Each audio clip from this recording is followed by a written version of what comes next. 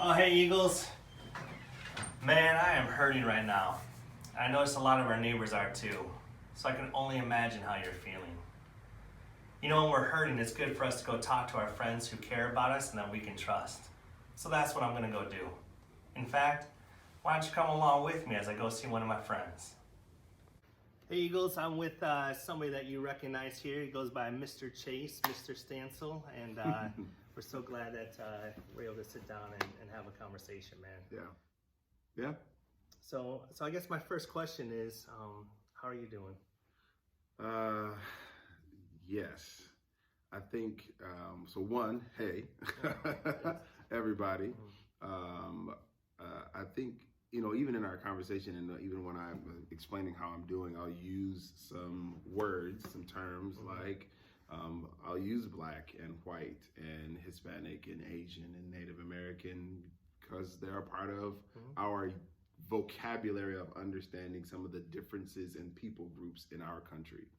And so to your question, how am I feeling? I'm exhausted, honestly. I think we've all been navigating the COVID-19 pandemic together. And so that's already tiring. But then on top of that, now navigating something that in terms of racial inequity and even racism that I've navigated my whole life as a Black person in America, but oftentimes feeling very alone in processing all of that. And so I've got the normal tired pandemic and then the exhaustion of navigating the last week of what's been happening in the news regarding racism in our country. And so it's a hard thing. I'm tired, but excited to talk about it. Right. No, thank you. Yeah. Thank you for taking the time. I think back to a few years ago when you came and spoke to our middle schoolers celebrating Dr. King and his birthday and his legacy. And there was, I mean, the whole picture ended up being like the elephant in the room, but the way you started it, can you just start there if you don't mind? Yeah. Elephants are my favorite animal. But I think, when we talk about that idea of an elephant in the room, some of you understand what that means, but for those who may not know what that is, there's oftentimes something that people are not talking about in a room together. They all know it's there, and it's as big as an elephant emotionally, but no one wants to point to it and say what it is. And I think racism is that.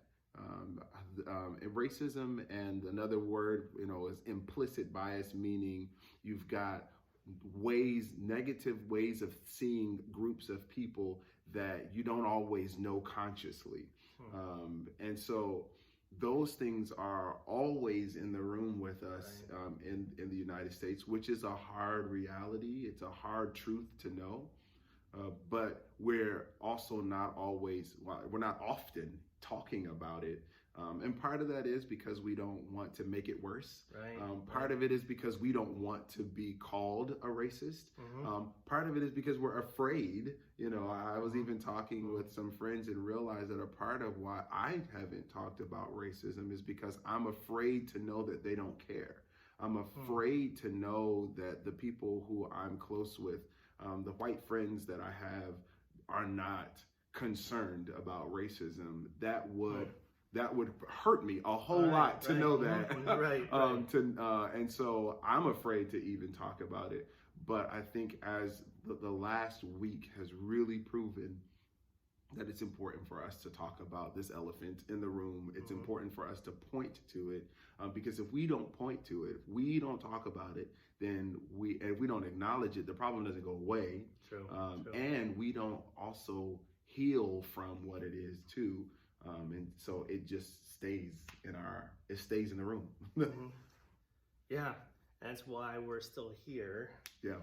50, 60 some years later. Yeah. And it's still here. So when did you start to Yeah. When did you start to talk about the elephant in the room? Um, so I'd say I've been passionate about talking about racism and implicit bias for about 10 years. Mm-hmm. I'd say that a part of that has to do with my job as a whole. I'm a pastor, and feeling incredibly called to, or that it's important for us to do life together multi-ethnically, and so all different kinds of people from all different kinds of backgrounds being able to be together. That's actually an important part of why we decided to send our children to Excel. Like our kids go to Excel because that was an important part of Excel's culture. Sure. So because of that, we want that to be our life.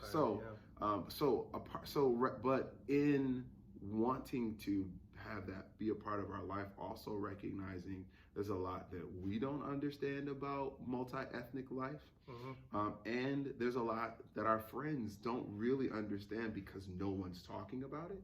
So someone has to talk about it. Right. Really, ultimately, if we're going to do this well, if we're going to be able to have real close relationships with Hispanics, then I have to understand Hispanic culture. If I'm going to have real close relationships with Asians, I have to understand some of the differences. There's lots of different Asian cultures, that many of us don't even recognize. Sure. You know, but that's because we're not asking, we're not having the conversation. And so I became passionate about it then, and has really grown. I'd say I became more passionate about specifically about racism about 4 years ago. It was just another summer of a lot of media coverage of police brutality that made me, one, it impacted me personally very deeply. I was very, very hurt by it, but then also recognizing that, again, the elephant in this room and no one is talking about it, then no one's talking about this either. And if no one's talking about this either, then it will continue to happen. It will continue to happen simply because, not because we're not loving people, but because we don't have the tools with which to actually point to it and address it. That's good. Let me come back to that with the tools a little bit later. Is that all right? Yes, that's totally fine. I know. I just sometimes I don't want to forget that. But do you mind? You mentioned about 4 years ago. That just really, impacted you too. Do you mind just sharing a little bit more about that? Yes. So 4 years ago, 2016, it was in the summer, and there was a black man in his car named Philando Castile, who was stopped by police officers and was killed on that stop. And the media coverage of that was overwhelming for me, and primarily because there was a lot of things that we had in common. We were both actually at the time working in schools. I worked at Excel at that time. Great recess. Yeah, that was fun. We both were both were fathers, both were husbands, both were dedicated to being engaged in our community. And I just saw myself in his life. And so knowing that there's so much that we had in common, and for really the only reason for him to have even been stopped by the police that day was connected to him being black. Which is a sad truth, but it is a truth.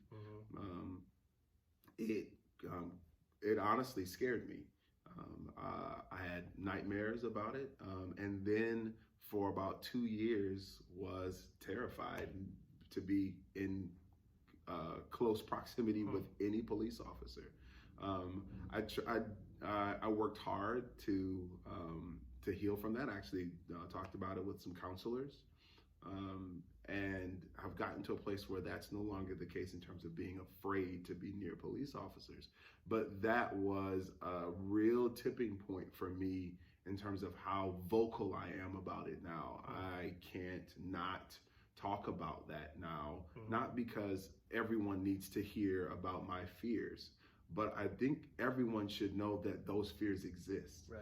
Everyone should know that, and it's not just me. There are lots of blacks that every single time this happens in our country are they are at home afraid that it will happen to them as well.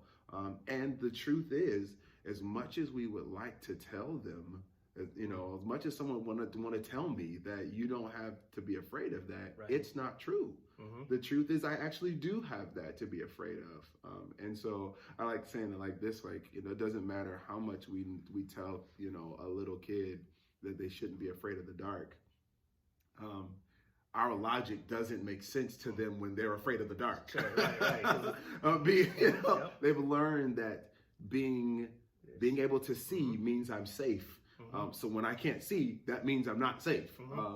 And so, and as adults, we have learned to associate those fears with other things and to associate safety with other things too. But I think the same thing is true in this situation, that it is a real fear that exists, and there really isn't any way that anyone can point to something that would actually say that it's not true. And so it exists inside of me and a lot of others. Wow. No, thanks for sharing that part. And that's when I think about that, our students and being able to make those connections, how they might be wondering, how do they start talking about their story or experiences in a safe way too? Because as you mentioned, thanks for being vulnerable, where you're like, man, I don't want to open myself up too much, because then what if I'm not accepted? And that's not your exact words, but that like, do they have my back? Are they with me? I'll say it like this. So I've got a really close friend who I've known since I was 11. He's been the longest friendship I've ever had. I'm 35 now, and so he's been my friend for 24 years. And it wasn't until this past Wednesday that he and I had a conversation about racism for the first time. And a part of that is that understanding that he and a lot of other white Americans were taught to not talk about race, because if you talk about race, then that means you're a racist. Not true at all. Talking about race just means that you can see. That literally is all that means, and you recognize that there's some difference. Being a racist has something, it's a completely different thing. It's the decision to dislike and to try to hold down or keep back people who are different, have different ethnicities. But talking about it doesn't make you a racist. So that was his reason for not bringing it up. But my reason for not bringing it up in 24 years was because, in truth, I was afraid to find out that he didn't care. So he says that he loves me because we call each other brothers. Like, we're close. He's white, I'm black. But that doesn't mean that has kept us from being friends. But it has kept us from having that conversation, because if I found out that this person who I call my brother doesn't actually care about racism, or doesn't hurt him that there are black women and men all over the country being killed because of that, because of their race, it would mess up our friendship. That's just the truth. I don't know that I would be able to be friends with him. And so I was afraid to talk about it. I was afraid to say anything about it, because I don't want to mess up that friendship. But I think in the last week have really learned that I can't live like that anymore. And learning, I'm even now 35 years old, still learning how to have that conversation, because it is scary, but it is important. It's good. And you don't have to go into it in depth, but how did that go? Really well. All right. Good. He cares. No, honestly, it was a great conversation. It was helpful for me to hear that there have been moments where people have made very insensitive and, quite honestly, very racist jokes around him, and he has stepped in and said, "That's not okay. You can't do that." He has really he's been actively engaged in fighting against the culture of racism, but both of us were too afraid to talk about it, and we're some of the closest friends we have, right? So I think so it was a bit. The thing is, it honestly made our friendship closer. I can you can tell when your friendship just crosses over a new line, like, yo, I love you even more. That's like, beautiful. Yeah, that's awesome. So it went really well. That's cool. I think maybe now is an okay time. I mean, there's so much to talk about, but I'm also thinking, you mentioned about tools. Yeah.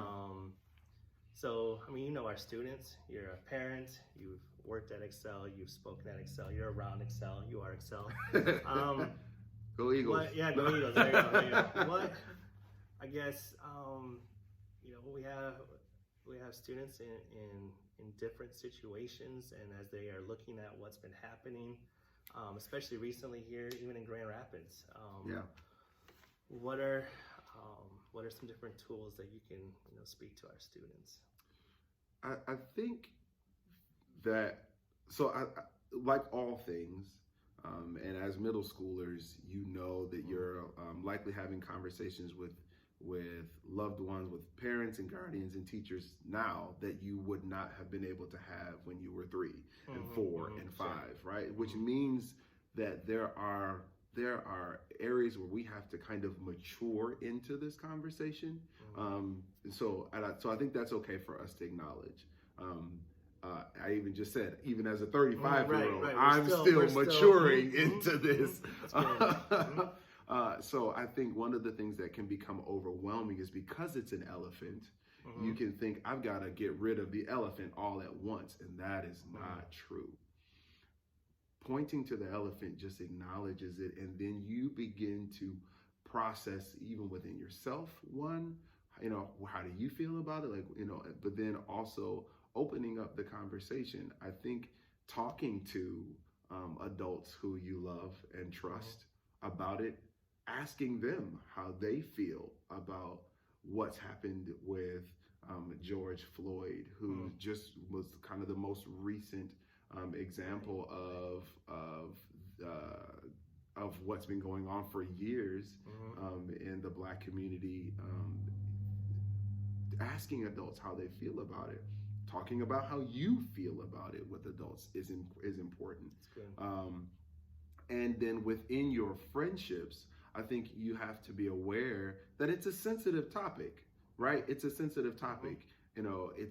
So it's not something that you can just joke about, or it's not something that you can come in and not be concerned about. You do have to approach it as though you recognize that it's heavy, but you can't also be silent about it either. It's a weird space, right? So I think that some of the best things to do are, if you are, as an example, if you're a white student, right? If you're a white student, texting or finding ways to get in touch with some of your friends in your class that are Black and asking them, hey, or not even say asking them, but telling them, like, hey, I know this is going on in the world, and I just want you to know that I care about you. It's like that feels, it can be a weird and scary, and like, quite honestly, it can like, it's just a weird thing to do, right? But I think it says a whole lot. It communicates that you do see me, that you are aware, and it also helps me know that you are willing to be brave enough to have a conversation with me. And we don't have to have all the answers figured out, but you care enough about me to be uncomfortable with me, because I'm uncomfortable. My family is uncomfortable. So for you to be willing to be uncomfortable with me says a whole lot, even if we don't know the answer. Right? That's good. It says a whole lot. And then what ends up happening is, as your relationship grows and as you all mature, then you begin to put things on top of that care. You begin to put things in education on top of your heart's concern for other people. And then you begin to be able to do things now with it. That's good. Right. And so I think the first thing to do is to really be open and honest about caring, be vocal about caring, and then which is the opposite of bullying too, right? I think when you think about bullying is intentionally making someone feel bad constantly over and over again. But sometimes we think not saying something is the opposite of bullying, and it's not. The opposite of bullying is intentionally saying things to make people feel good, intentionally speaking up for people when they are being treated poorly, intentionally putting yourself in a position to be uncomfortable with them is what the opposite of bullying is. And that is also the opposite of racism too. That's good. Yeah. Well, I like that. And that's when we talk about in our middle school about seeking to understand, I mean, that's right there where you're saying, hey, because for me, not having those same experiences, what I found is when I do ask the questions, and part of me is scared to even ask, right? Because it's like, oh, if I ask, I'm gonna, I cross the line by asking, or I don't want to make it worse, or seem like I don't care. But what I hear you say too is, man, reach out and say, hey, I see you, I care about you, and how are you doing? And tell me more, because their story matters. And then that gives me an opportunity to put myself, maybe not exactly in their shoes, but it gives me the opportunity to have a better understanding of where my friend is coming from. Instead of just never talking about it. Yeah, I think that's an important thing to process. I think oftentimes we think that understanding gives us the foundation for being compassionate, and it's not true. It's not true. Understanding simply means that you understand, and there's nothing wrong with understanding. It means that you can act with more education when you understand something, but it actually doesn't automatically lead to compassion. Compassion is an intentional looking at someone else's need, and whether or not you understand the need, you want to be a part of making sure that need gets met. And so now understanding can I'll say clothe your compassion, right? It makes it more full, but there's lots of things that I will never understand. Like I was just telling some friends the other day that I will never understand what it feels like to have a contraction. Women who are in labor have contractions. I will never understand what that feels like. But the pattern is every woman who has ever given birth has had contractions, and I have to pause and acknowledge that contraction when it's happening. I can't just say, "Let's keep going. We got this." Go. Nope. Pause. Okay. That won't work. Yeah. There we go. It won't work. But I think this. But that's. And the fact that I don't understand gives me a little bit of more room for compassion, because I'm not trying to push in areas that I don't always understand. I think sometimes understanding can make you a little callous. Sometimes understanding can not give you the room to pull back a little bit when you should. So sometimes not understanding is helpful, but that lack of understanding shouldn't stop the conversation. That's good. You can even enter those conversations with some humility by saying, "I know I don't understand all of it, but I care about you." Right? So that says a whole lot, right? I know I don't understand all of it, but I care a lot about you. So how can I help you right now? What's the best thing I can do to make sure that you know that I care and someone sees you? That's a huge thing, right? And you don't even need to understand anything other than you loving your friend for that. That's good. And we can. I mean, that's something that we specifically can do. Right. I like that. That's great. When we think of our students, we're again in our events, in our culture, it seems like brown and black lives don't matter. What tools would you have for our students who are saying, but society doesn't think that I matter? Um, I'd say that that's a two-part answer. For all brown and black students at Excel, your life matters. Your feelings matter. Your thoughts, your futures, your present, your past, your families matter.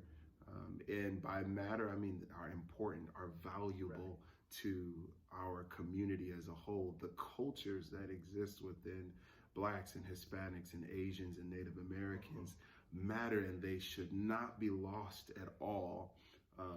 And so in that, regardless of the fact that the pattern of our country has not been to always communicate and prove that in action, we have to, as individuals, and even particularly as members of the Excel family, we have to make sure that that is a truth that we continue to communicate clearly. And then I would also say that sometimes in this conversation, it's easy for white families to feel like saying that Black Lives Matter means that my life doesn't, and that is so not true. Right. It's not true. It's just like if your finger is sore, you can't put band-aids on your knees and your on your ankles and your forehead. Like the only thing that right now is crying out in pain is the finger. So put a band-aid there, right? That's what's actually being said when we say that Black Lives Matter. But all of our lives do matter, and being able to, as a white family or a white student at Excel, being able to jump into these kinds of situations is a part of how you show that your life matters, is to say like, hey, I'm going to use my voice to be a part of this process too, so that we all can know that, and all of us feel that we are important and valuable. I'd say the significant thing to remember in that is foundationally, yes, all of us matter. But right now, the pained part of our community is our Black lives. And so all of us can rally around and say, that matters. Let's make sure that we take care of that so that all of us are well. Because the truth is, if just as much as we don't take care of that part of your body that has been hurt, things can happen to that part of the body. Infections can happen in that part of the body. And that part of the body that's now infected can impact the rest of the body. Well, the same thing is true for our community. If one part of our community is pained and is sore and is not cared for well, then it impacts the whole community. So that's why all of us have to be in it too. We can't just say that's the finger thing. Finger will take care of it. That's not how this works. Yeah, it doesn't, Everybody has to be a part of making sure that all of us are well cared for. That's good. That's good. I guess what else is on your mind, or things as you think about our students, and or just as you're processing, what are some things that you've given great stuff, and this has been awesome, but I don't want to be done without missing opportunities. Yeah. You know what I mean? Yeah, so, I do know what you mean. So I guess what's on your heart and mind? I think that this is an overwhelming topic for everyone. I think that's okay for us to say that out loud. It's overwhelming for adults. Yeah. It's overwhelming for even our government leaders. It's overwhelming to try to navigate this. And the truth is that we don't always get that right. I think getting it right isn't the point. It is showing compassion and loving that is the point.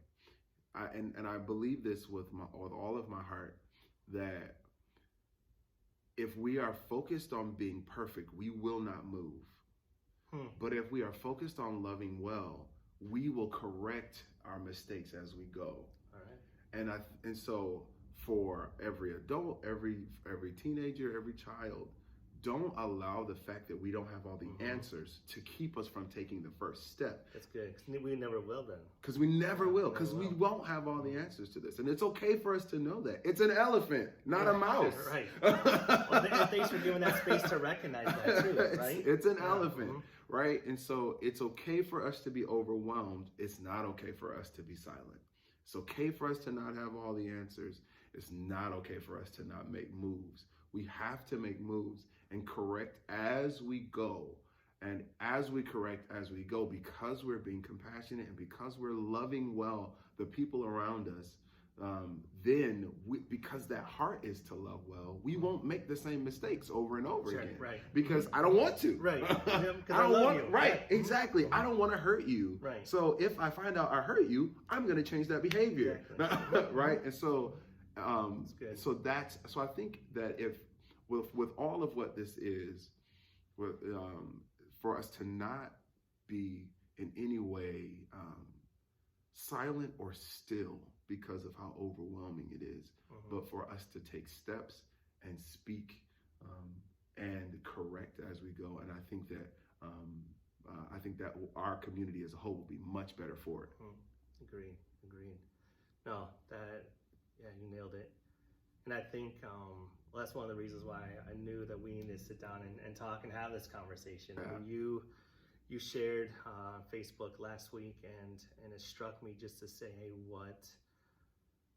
what am I doing with the space? And you said it much better than me, but with the space and where I'm at, what am I doing? And it's made me think. It's like, all right, what am I doing? And sometimes we want to run ahead and want to do all these things, but I hear you say too, which is the most powerful, is reach out and show love.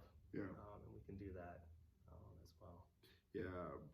Racism is a systemic issue, meaning it's not really an issue person to person. It exists person to person, but racism itself is much bigger than any one person. However, the medicine that is needed is person to person. We're fixing racism as a system issue is something that all of us as humans are going to have to navigate. We all have to work together for that. But to make sure that your friend or your loved one knows that they are cared for is oftentimes medicine for them. It's for their emotions to know, okay, I'm not alone. I'm not by myself. I'm not processing these emotions, alone. And that is huge, because it also then makes me want to work with you, because I know that you want to work with me. So, and then that's where the change can happen. Right. And man, I'm excited. I mean, that's something that we try to, again, talk about, not just as staff but students, that hey, we do support each other. Yeah. And thank you for giving us the opportunity to hear about that, and to give us some tools as well to be able to support each other. Yeah. Man, yeah. I love Excel. Yeah. Thanks, man. Thanks. Yeah.